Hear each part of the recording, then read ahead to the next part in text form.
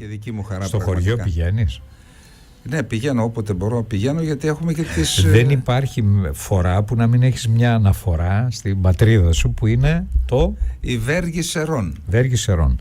Σε βλέπω στο YouTube και στις άλλες παρουσιάσεις σου που έχεις την άνεση, δεν είσαι φιλοξενούμενος, εσύ κάνεις την εκπομπή. Δεν υπάρχει κάθε φορά, είτε στον Πόντο θα αναφερθείς, είτε στο χωριό, είτε σε κάποιο ιστορικό στοιχείο.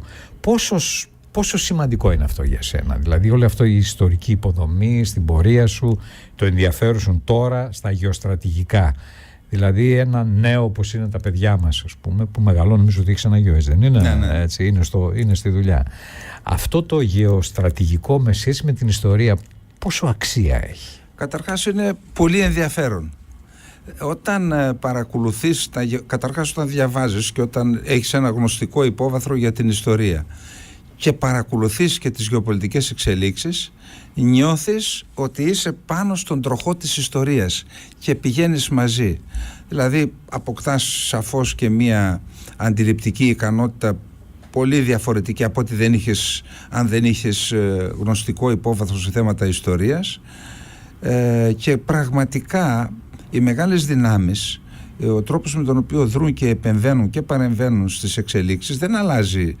Όπως παρενέβαιναν πριν 150 και 100 χρόνια στα πράγματα της περιοχής και της Ελλάδας, με τον ίδιο τρόπο παρεμβαίνουν και τώρα. Οπότε όταν γνωρίζεις ή προσπαθείς να μάθεις ιστορία, είναι ευκολότερο να ερμηνεύσεις και τις γεωπολιτικές εξελίξεις, να κάνεις και εκτιμήσεις ακόμα για το τι πρόκειται να συμβεί. Έτσι λοιπόν θέλω την εκτίμησή σου για το τι άλλαξε στους Αμερικανούς σε σχέση με την Κύπρο. Λοιπόν, μια σημαντική αλλαγή για το πώς βλέπουν την Κύπρο και σε σχέση με την Τουρκία. Ναι, καταρχάς έχουμε τις αντιδράσεις της Τουρκίας στην τελευταία υπογραφή οδικού χάρτη για την αμυντική συνεργασία αυτού του μικρού και κατεχόμενο κατά 37% κράτους της Κύπρου με τον γίγαντα που λέγονται ΗΠΑ. Είχαμε σφοδρότατες αντιδράσεις από την Τουρκία και επίσημα, εννοώ δήλωση ανακοίνωση του Υπουργείου Εξωτερικών, δηλώσεις κρατικών και κυβερνητικών αξιωματούχων. Οι ΗΠΑ λοιπόν, οι Τούρκοι φοβούνται ότι θέλουν να κάνουν και αυτή την Κύπρο αβύθιστο αεροπλανοφόρο.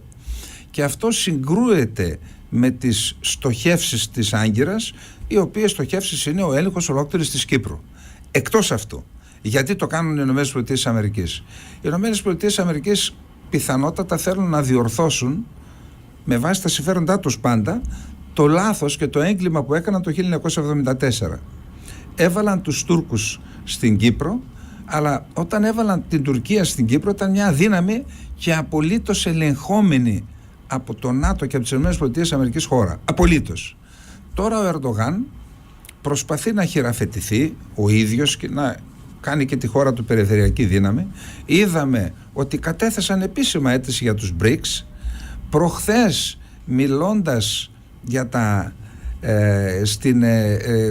με την αποφύτιση των ανθιπολοφαγών, είπε ότι εμείς θα κάνουμε, αν δεν μας θέλουν στη Δύση και στην Ευρώπη, θα πάμε και στην Οργανισμό Συνεργασίας της Σανγκάης, που δεν είναι, αλλά τείνει να γίνει το ΝΑΤΟ της Ευρασίας.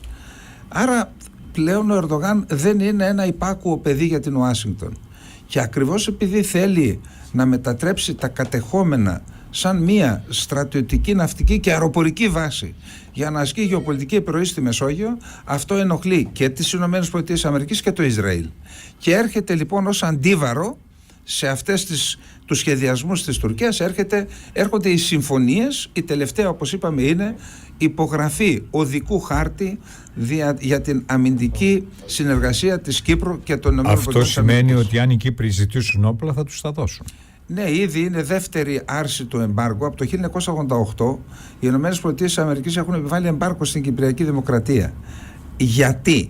Γιατί θεωρούσαν ότι ο εξοπλισμός της Εθνικής Φρουρνάς απειλεί τη σταθερότητα στην περιοχή.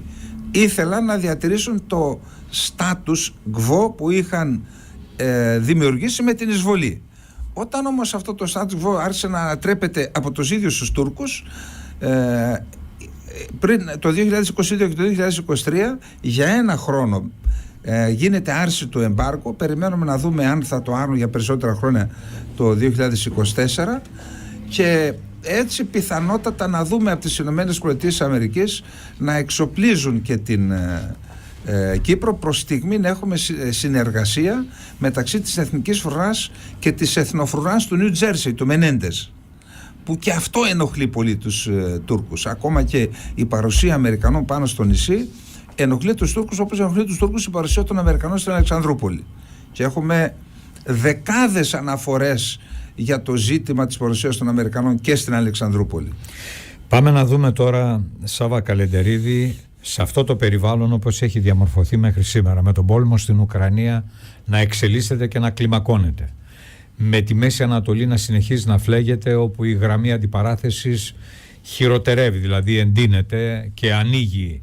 Μάλιστα μου είπες προηγουμένως ότι οι εκλογές στην Ιορδανία έχουν ιδιαίτερο ενδιαφέρον και είναι πρώτη φορά.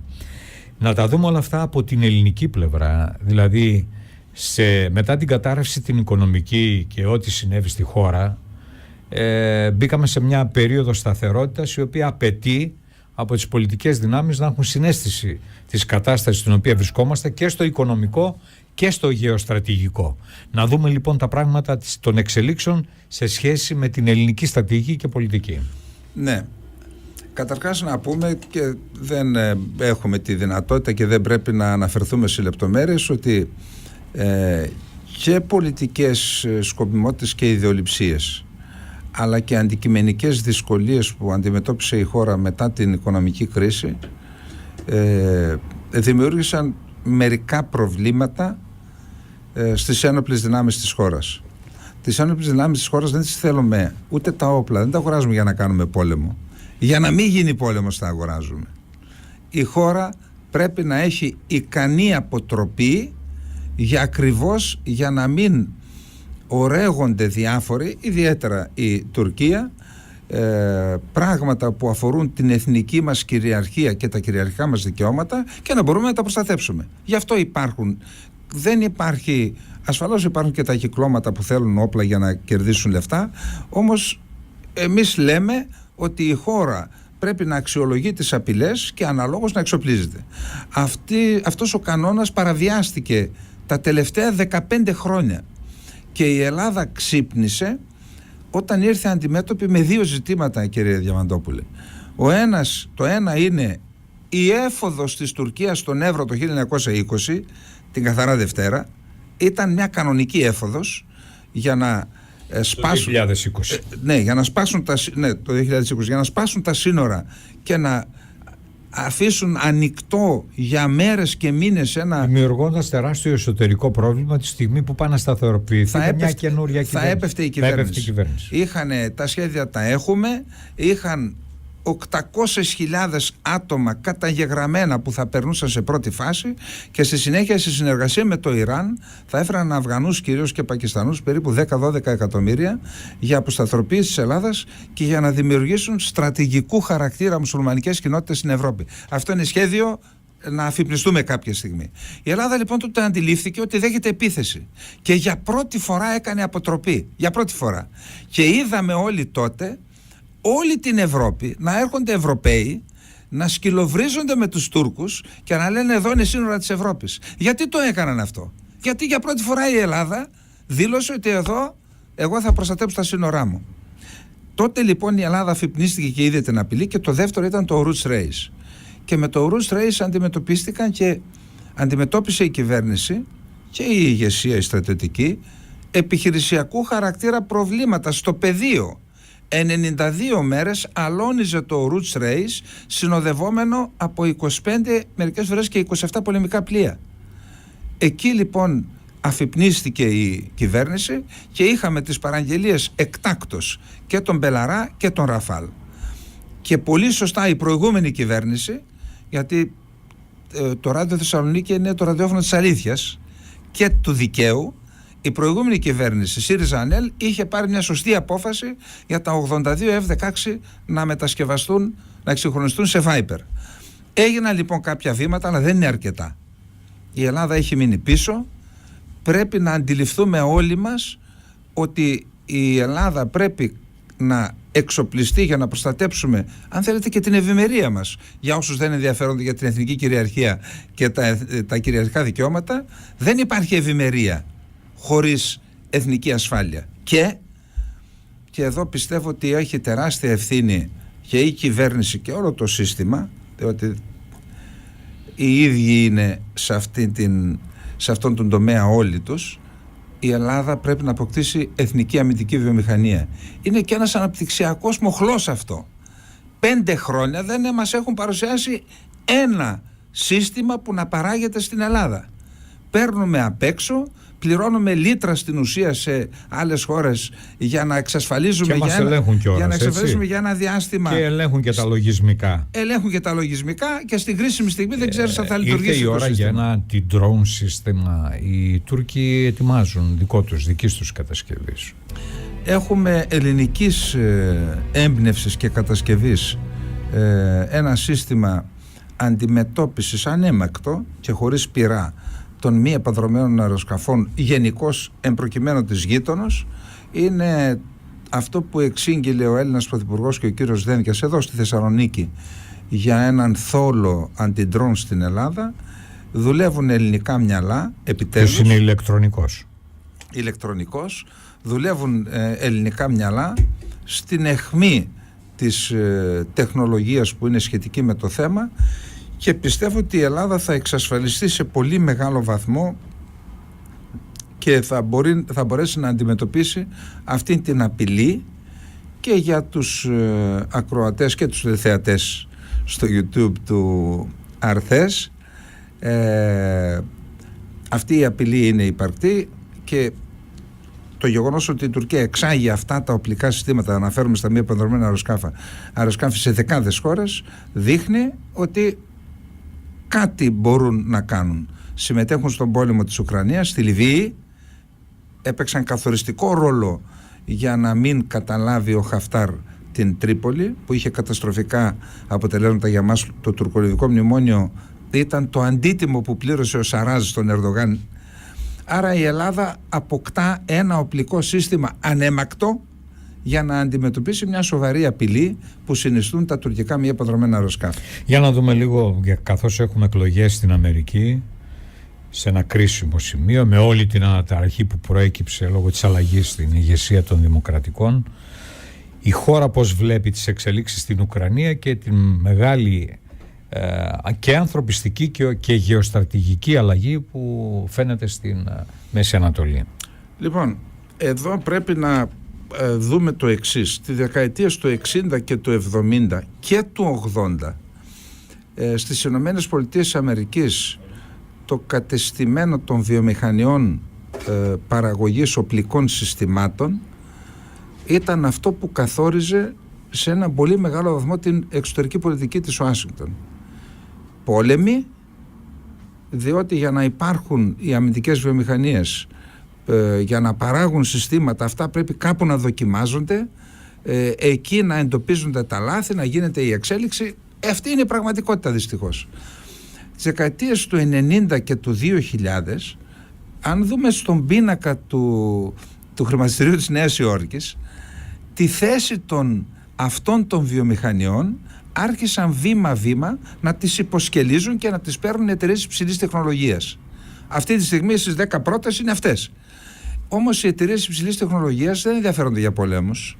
Κάνουν ανέμακτα τη δουλειά τους, χωρίς όπλα.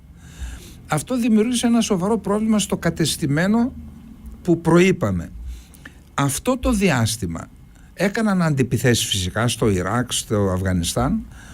Θεωρώ όμως ότι ο μεγαλύτερος κλίμακας πόλεμος γίνεται στην Ουκρανία και στην Γάζα, αλλά κυρίως στην Ουκρανία. Και αυτό είναι μια αντεπίθεση αν δούμε δε και την πορεία των μετοχών, μπορούν οι ακροατές και οι τηλεθεατές σας να το δουν πώς πάει, για παράδειγμα, μια μεγάλη εταιρεία που παράγει αεροσκάφη, αυτά που φέρνουν και στην Ελλάδα, τα F-35 για παράδειγμα. Αν δουν την πορεία της μετοχής, έχει εκτοξευθεί, και έχει εκτοξευθεί κυρίως λόγω του πολέμου στην Ουκρανία.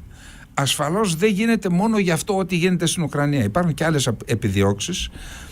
Από τον 18ο αιώνα όταν εμφανίστηκε ο Μέγας Πέτρος και μετά η Μεγάλη Κατερίνη, άνοιξαν τον ρωσικό παράγοντα να φτάσει στη Βαλτική θάλασσα, στον Εύξηνο Πόντο. Μέχρι τότε, μέχρι το 1774, η τσαρική Ρωσία δεν είχε πρόσβαση στον Εύξηνο Πόντο. Ήταν μια Οθωμανική λίμνη. Άρχισαν λοιπόν να ανοίγονται, είχαν και το όραμά τους οι Ρώσοι να φτάσουν και στις θερμές θάλασσες, στο Αιγαίο. Αυτό που το πέτυχε λοιπόν αυτό, το πέτυχαν και ο Μεγάλος Πέτρος και η Μεγάλη Κατερίνη. Ο Στάλιν ήταν αυτός ο οποίος έφερε τη Ρωσία, τη Σοβιετική Ένωση, στην καρδιά της Ευρώπης. Την επομένη του Πότσδαμ, τότε που μοιράστηκαν, πήραν ο καθένας θα έπαιρναν οι νικητές, η Δύση άρχισε να εφαρμόζει ένα σχέδιο, να ξαναστείλουμε το ρωσικό παράγοντα όσο πιο κοντά γίνεται στα Ουράλια. Αυτό το ζήσαμε με το Σολινταρνόζ στην Πολωνία, καταρχάς με την Ουγγαρία, με την Τσεχοσλοβακία. Ασφαλώς και υπήρχαν αντικειμενικές συνθήκες για τις εξεγέρσεις, αλλά κάποιος, το φυτίλι υπήρχε, κάποιος έπρεπε να το βάλει μπροστά. Η Δύση ήταν αυτή που το έκανε. Μετά είχαμε το Σολινταρνόζ, είχαμε την εκλογή καθολικού Πάπα Πολωνού για πρώτη φορά, και αυτό ήταν μια πολιτική κίνηση, και άρχισε να ξυλώνεται σταδιακά ό,τι είχε κτιστεί μεταπολεμικά από τους Σοβιετικούς, από την νίκη των Σοβιετικών που προέλασαν μέχρι την καρδιά της Ευρώπης. Αυτό που γίνεται στην Ουκρανία είναι ίσως το πρώτο τελευταίο σκαλοπάτι αυτής της υψηλής στρατηγικής της Δύσης, να ξαναπεριορίσουν τη Ρωσία όσο το δυνατόν πιο μακριά από τις θάλασσες. Το είδαμε άλλωστε και στη Βαλτική. Με την Σουηδία και τη Φινλανδία, η Βαλτική έγινε μια ανατοϊκή λίμνη. Και αυτό που γίνεται με την Κριμαία και με την Ουκρανία, ιδιαίτερα όμως η επιμονή για την Κριμαία, αν δούμε τον χάρτη, η Κριμαία είναι σαν ένα χέρι που βγαίνει μέσα στον Εύξηνο Πόντο. Όποιος την έχει, κατέχει το 30-40% της ΑΟΣ του Ευξήνου Πόντου. Η Ρωσία τριπλασίασε την ΑΟΣ της, υπερδιπλασίασε μάλλον την ΑΟΣ της με την Κριμαία. Έχουμε λοιπόν εκεί έναν πόλεμο που έχει πολλές πτυχές. Ο υπόγειος πλούτος της Ουκρανίας ξεπερνάει το $3 εκατομμύριο, τα λένε οι Αμερικανοί. Ο Λίντσεϊ Γκράχαμ, ένας γερουσιαστής, πρώην ανώτατος κρεμμυδικός της πολεμικής αεροπορίας των ΗΠΑ, το είπε. Για την οικονομία των ΗΠΑ είναι πολύ σημαντικά τα αποθέματα που υπάρχουν στο έδαφος της Ουκρανίας, που είναι πάνω από $1 δισεκατομμύριο.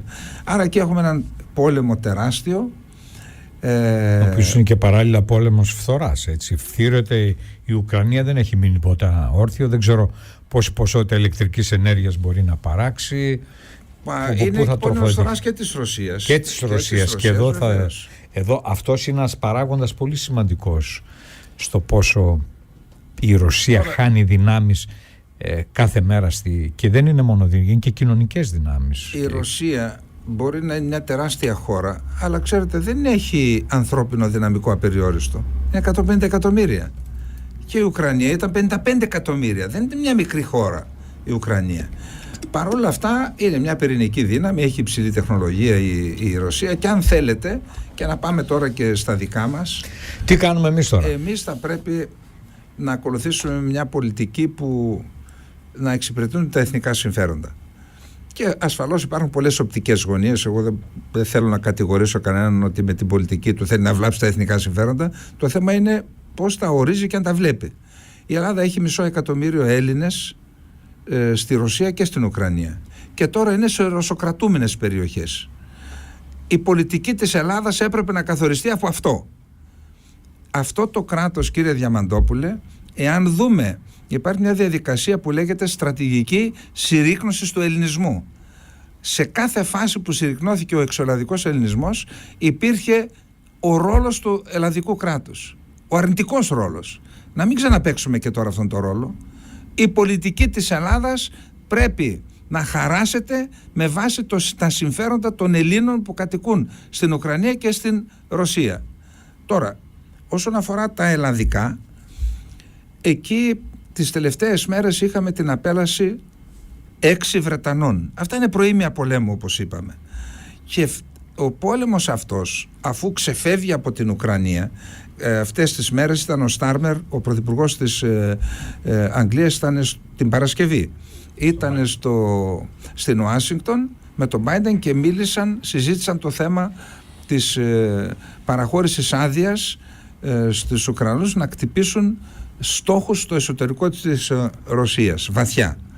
Τώρα ας μην γελιόμαστε, αυτά τα όπλα, καταρχάς κάποιος πρέπει να εντοπίσει τους στόχους. Αυτοί οι στόχοι εντοπίζονται από δορυφόρους δυτικούς και τεχνικά για να οδηγηθούν αυτά τα οπλικά συστήματα στο στόχο πρέπει να καθοδηγηθούν πάλι από τους δυτικούς. Δηλαδή έχουμε μια εμπλοκή της Δύσης ενεργότερη στον πόλεμο και η Ρωσία αντιδρώντας έχει τροποποιήσει το πυρηνικό της δόγμα.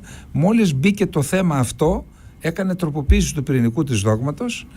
Έχουμε δηλώσεις γι' αυτό και από τον πρόεδρο της Δούμας και από τον Μετβέντεφ και από τον ίδιο τον Πούτιν, και έχουμε και ενέργειες, δηλαδή απέλαση 6 Βρετανών διπλωματών.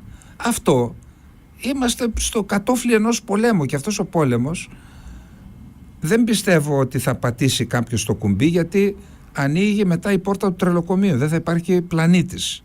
Τα οπλικά συστήματα που έχουν κατασκευάσει, οι στρατηγικές πυρηνικές βόμβες, καταστρέφουν κράτη του μεγέθους του δικού μας με τη μία. Το Λονδίνο δεν θα υπάρχει, δεν θα υπάρχουν μεγάλες πόλεις στην άλλη πλευρά. Δεν αναχαιτίζονται αυτά τα οπλικά συστήματα γιατί είναι υπερηχητικά πλέον. Θέλω να πω ότι πρέπει στις ΗΠΑ, δυστυχώς έχουμε κενό εξουσίας αυτή τη στιγμή. Ο Biden έχουν βγάλει τις ημέρες που έκανε διακοπές, το μισό χρόνο. Δηλαδή ποιος κυβερνά? Κυβερνούν αυτοί οι οποίοι έκαναν και τον Μπούς και τον Ράμσφελτ, που είναι το πιο σκληρό γεράκι του πολέμου στις ΗΠΑ, να δηλώσουν ότι δεν θα στηρίξουν τον Τραμπ, δηλαδή τον αρχηγό του κόμματος που τους έκανε πρόεδρο και αντιπρόεδρο, και ο Ράμσφελτ είπε εγώ θα στηρίξω την Κάμαλα Χάρις. Για την πατρίδα είπε, αλλά μάλλον για τον πόλεμο, επειδή ο Τραμπ είπε ότι θα τελειώσει τον πόλεμο. Άρα τώρα που υπάρχει κενό, όχι μόνο μέχρι τις εκλογές, μέχρι τις 6 Ιανουαρίου που αναλαμβάνει ο νέος πρόεδρος, πιστεύω ότι πρέπει να είμαστε επιφυλακτικοί, δεν περνάει φυσικά τίποτα από το χέρι μας. Ό,τι περνάει από το χέρι μας να το κάνουμε, να αποτραπεί η ανάφλιξη. Οι Ευρωπαίοι και οι Γερμανοί. Δεν υπάρχει Ευρώπη. Αυτό που επιχείρησαν οι Γερμανοί να ρίξουν λεφτά μετά τον πόλεμο στην Ουκρανία, να ρίξουν λεφτά στα συστήματά τους, είναι μια εξέλιξη για την ευρωπαϊκή δυναμική, για δεν μπορούν να εκφράσουν τίποτα περισσότερο, καθώς οι Αμερικανοί καθορίζουν τα πάντα? Αν ήμουνα σε θέση τώρα να δώσω οδηγίες και εντολές σε κυβερνητικούς και κρατικούς αξιωματούχους, θα τους έλεγα να μελετήσουν την έκθεση Ντράγκη, που είναι περίπου 400 σελίδες, με τις 170 προτάσεις για την Ευρώπη, μεταξύ των οποίων είναι και η ανάπτυξη. Μία τέτοια έκθεση, κύριε Διαμαντόπουλε, Στέφανε, κάποια στιγμή πρέπει να δούμε για την ελληνική οικονομία, για την Ελλάδα, διότι ο Ντράγκη το έκανε για την Ευρωπαϊκή Ένωση ως υπόσταση, για να σωθεί, αλλιώς πάμε, λέει, σε αργό θάνατο. Θα περίμενα λοιπόν να κάνει και η Ελλάδα κάτι τέτοιο, για να μπορεί να υπάρξει τα επόμενα 20, 30 και 50 χρόνια, να κάνει τέτοια στρατηγική. Αλλά στις 170 προτάσεις είναι και η ανάπτυξη της ευρωπαϊκής αμυντικής βιομηχανίας. Όμως, αν δείτε τα ποσοστά των αγορών των ευρωπαϊκών χωρών οπλικών συστημάτων, θα δείτε 90% η Ολλανδία από την Αμερική, 80% το Βέλγιο από την Αμερική. Παίρνουν όλοι αμερικανικά προϊόντα. Μα όταν δεν αγοράζεις τα δικά σου προϊόντα, δεν μπορεί να υπάρχει ανάπτυξη. Διότι τα κεφάλαια λειτουργούν και μπαίνουν και στην έρευνα και ανάπτυξη. Έρευνα και τεχνολογία για να πας στην ανάπτυξη. Αν και αυτός ήταν και ο λόγος που δεν προχώρησαν τόσο καλά τα Eurofighter, έτσι δεν είναι? Μα η Ελλάδα έπρεπε να πάρει Eurofighter. Έπρεπε να πάρει Eurofighter. Ενώ είχαμε ξεκινήσει μια κίνηση. Ο Σιμίτης και ο Παπαντονίου, ασχέτως της εμπλοκής του. Ναι, είχαν ανοίξει το πρόγραμμα. Για εκεί πήγαιναν, αλλά μπήκε ο μεγάλος αδερφός. Αλλά εδώ πρέπει να δούμε το εξής: πρέπει να υπάρχει μια ισορροπία. Η Γερμανία έχει αιματοκυλήσει την Ευρώπη και την ανθρωπότητα 2 φορές. Η μετατροπή και πάλι της Γερμανίας σε στρατιωτική δύναμη Πιστεύω ότι αυτό πρέπει να το αντιμετωπίζουμε με σκεπτικισμό εμείς οι Ευρωπαίοι.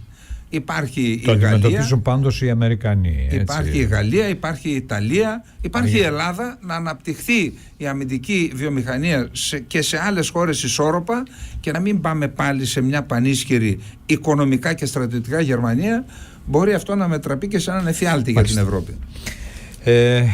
Σάβα Καλεντερίδη, σήμερα το βράδυ στις 7 η ώρα στην οδό Ελευθερίου Βενιζέλου 30 στην αίθουσα των δυτικομακεδονικών σωματείων στον 4ο όροφο έχουμε μία εκδήλωση που θα προσπαθήσω να παρουσιάσω με έναν πιο εκτενή τρόπο αυτό το θέμα, δηλαδή το σκηνικό, η Ελλάδα μεταξύ δύο μεγάλων πολέμων, ζητήματα που πρέπει να απασχολούν την Ελλάδα και προοπτικές. Η είσοδος είναι ελεύθερη φυσικά. Εννοείται. Θα ακολουθήσει και διάλογος. Μπορούν τώρα, όσοι φίλοι να έρθουν να παρακολουθήσουν. Κλείνοντας αυτή τη μάχη που είναι σε εξέλιξη στη χώρα, ο πόλος της αντιπολίτευσης και το σπάσιμο των δυνάμεων και κατακαιρματισμός της κεντροαριστεράς, πώς το βλέπεις? Διότι δεν έχουμε αντιπολίτευση και η αντιπολίτευση, ο ρόλος της στα εθνικά ζητήματα άμυνας και οικονομίας, η οποία τελικά είναι άμυνα, έτσι. Η καλή οικονομία, η σταθερή οικονομία είναι άμυνα. Πώς τη βλέπεις? Καταρχάς θεωρώ ότι η ποιότητα του κυβερνητικού έργου είναι ευθέως ανάλογο με την ποιότητα της αντιπολίτευσης που ασκείται. Πρέπει κάθε κυβέρνηση να νιώθει την ανάσα της αντιπολίτευσης στην πλάτη της και να διορθώνονται τα επιχειρούμενα λάθη από της κυβέρνησης από τις παρεμβάσεις της αντιπολίτευσης. Κάτι τέτοιο δεν υπάρχει στην Ελλάδα. Και θα έλεγα ότι αυτό είναι και επικίνδυνο, ξέρετε. Διότι νιώθει αυτός που κυβερνά ότι έχει μία ασυδοσία, ότι δεν έχει έλεγχο, άρα είναι ευεπίφορος και σε ασίδωτες πράξεις και δυστυχώς έχουμε τέτοια δείγματα. Πάντως, επειδή ειδικά τώρα που ήμουν στη Δυτική Μακεδονία και μίλησα με δεκάδες ανθρώπους, αυτό που βλέπω είναι ότι πέραν των κομματικών παραγόντων οι πολίτες βρίσκονται σε ένα αδιέξοδο, και θα έλεγα αδιέξοδο και πολιτικό και ιδεολογικό. Δεν υπάρχει πολιτικός λόγος που να συγκινεί πλέον τον απλό πολίτη, όχι τους κομματικούς, επαναλαμβάνω, διότι αυτοί κινούνται με άλλη λογική. Αυτό ίσως είναι ένα μεγάλο ζήτημα, μεγαλύτερο ακόμα και από το θέμα της αντιπολίτευσης, διότι αυτό το ζήτημα αφορά και την κυβέρνηση. Είδα και κυβερνητικούς αξιωματούχους να βρίσκονται και αυτοί σε ένα ιδεολογικό κενό. Πιστεύω ότι ίσως είμαστε σε ένα μεταβατικό στάδιο. Τι να πω? Δηλαδή δεν μπορεί να μην όλα τα κόμματα είναι κάτω από το 20%. Δεν γίνεται αυτό το πράγμα. Κάτι λείπει. Σάβα, σε ευχαριστώ πολύ. Χάρηκα που τα είπαμε από κοντά. Καλημέρα. Και εγώ ευχαριστώ. Και καλή συνέχεια. 7 η ώρα στη Βενιζέλου. 30. Ναι. Να πω όμως μια λέξη ακόμα. Παρακαλώ. Εύχομαι πραγματικά, επειδή ζω στην Αθήνα και βλέπω και τα μέσα μαζικής ενημέρωσης, τιμώ το δημοσιογραφικό κόσμο, προς Θεού. Όταν έχουμε απεργίες, βλέπουμε ότι είναι σαν να μας λείπει κάτι από την ημέρα μας, δεν μπορεί να περάσει η μέρα. Αλλά ιδιαίτερα τα μέσα μαζικής ενημέρωσης της περιφέρειας πιστεύω ότι έχουν να παίξουν ένα πολύ πιο σημαντικό ρόλο από αυτόν της Αθήνας και δεν θέλω να το εξειδικεύσω. Οπότε κρατάτε δυνατά εδώ σαν ένα οχυρό της ελεύθερης και δημοκρατικής και πατριωτικής ενημέρωσης. Ευχαριστώ πολύ. Ο Σάββας ο Καλεντερίδης μαζί μας. Επιστρέφουμε σε λίγο.